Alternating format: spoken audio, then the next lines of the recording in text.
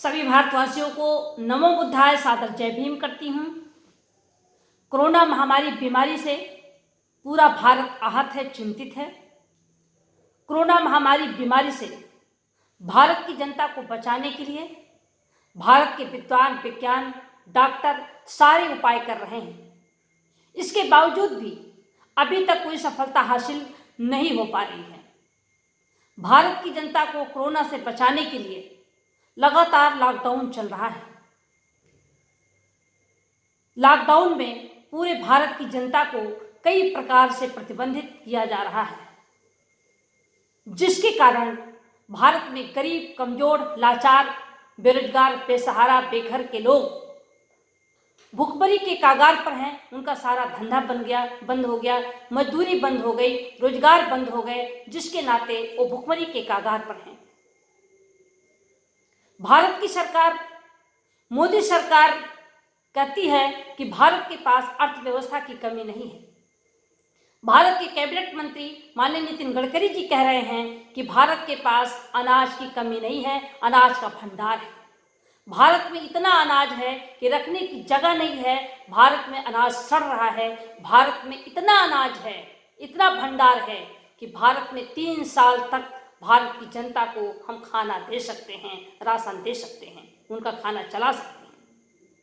किंतु आप सभी लोगों को टीवी, रेडियो, अखबार, पेपर के माध्यम से, सोशल मीडिया के माध्यम से सुनने को, पढ़ने को, देखने को मिलता होगा कि भारत के गरीब, कमजोर, लाचार, बेसहारा, बेरोजगार, बेघर के लोग भारत के कोने कोने में मजदूरी करके, धंधा करके, रोजगार करके 2 जून की रोटी चलाने के लिए मजबूर हैं।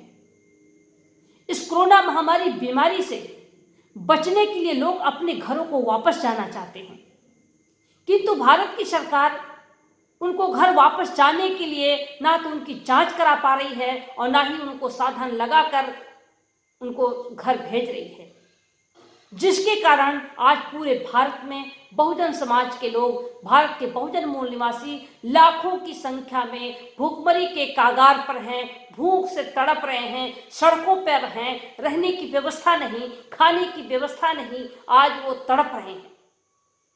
भूख से कई कई घंटों तक वो लाइन में लग करके खाना मांग रहे हैं, लेकिन उनको खाना नहीं मिल रहा है, बल्कि पुलिस की लाठियां खानी पड़ रही हैं, उनके ऊपर शोषण हो रहा है।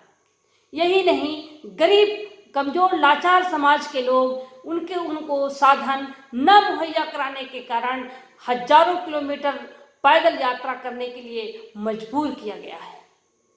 आज भारत का बहुजन मूल निवासी पूरी तरीके से भुखमरी के कगार पर है। लगातार अत्याचार इन समाज के लोगों के ऊपर हो रहा है और ये आज से नहीं, ये लगातार होता रहा है।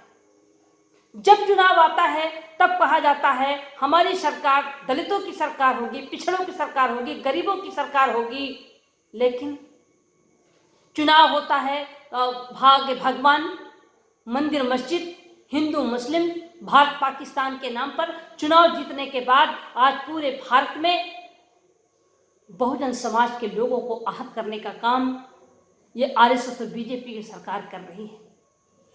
एक तरफ भारत की सरकार कहती है कि हमारे पास अर्थव्यवस्था की कमी नहीं है, दूसरी तरफ भारत के अधिकारी कर्मचारियों का वेतन काटा जा रहा है, पेंशन रोकी जा रही है, भत्ता रोका जा रहा है, जिससे भारत के सभी अधिकारी कर्मचारी आहत हैं, चिंतित हैं, भयभीत हैं। यही नहीं,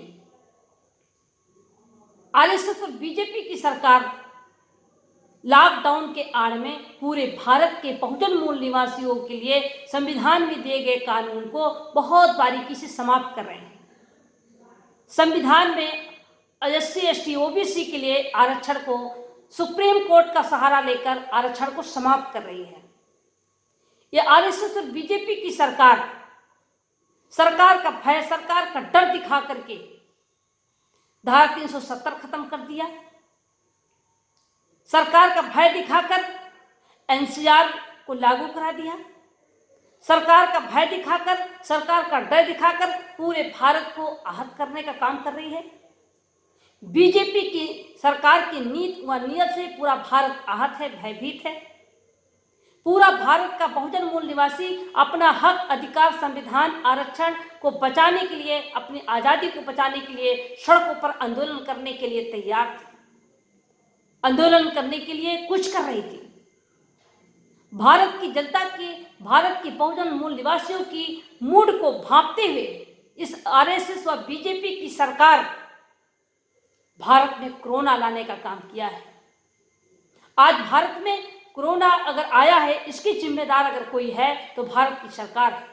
जब भारत की सरकार को पहले से ही पता चल गया था कि कोरोना महामारी बीमारी चीन में पूरी तरीके से फैल चुका है और भारत और दुनिया के कई देशों में कोरोना महामारी बीमारी फैल चुका है, भारत के स्वास्थ्य मंत्री भारत से विदेशों को दवा सप्लाई दे रहे थे। उस समय अगर भारत के प्रधानमंत्री जी अगर विदेश से भारत में आने वाले लोगों को प्रतिबंधित कर दिए होते या जो आए थे उनको चिन्हित करा करके उन्हें प्रतिबंधित कर दिए होते तो भारत में कोरोना महामारी बीमारी जैसे संकट से भारत को बचाया जा सकता था। किंतु आज पूरा भारत आहत है।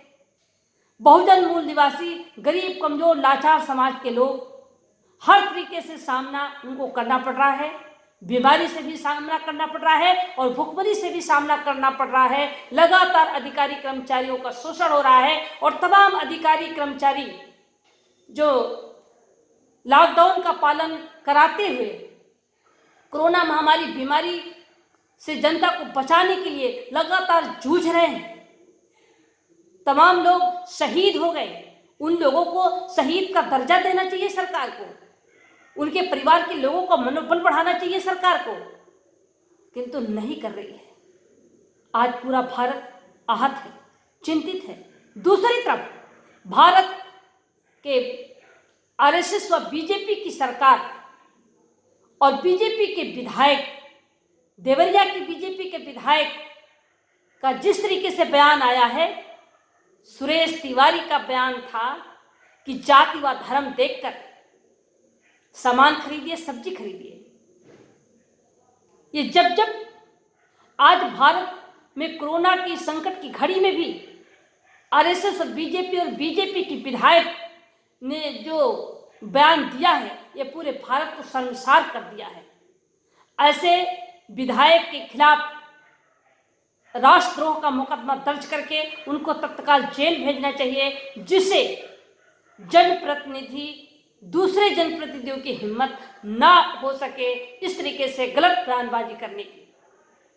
हमारा भारत का संविधान धर्मनिरपेक्ष संविधान है, सभी धर्मों की सुरक्षा की गारंटी है, सभी समाज के लोगों का बराबर का हक है, बराबर की भागीदारी है, बराबर की भागीदारी पाने का हकदार है। मैं तो बीजेपी सरकार में जब मैं लोकसभा सांसद थी तो बीजेपी की नीति व नियत को समझ करके ही हमने बीजेपी जैसे पार्टी को लात मार दिया और सदन से लेकर सड़क तक लगातार बहुजन मूल निवासियों की लड़ाई में लड़ती रही, संविधान, आरक्षण, लोकतंत्र को बचाने के लिए लगातार में संघर्ष करती रही।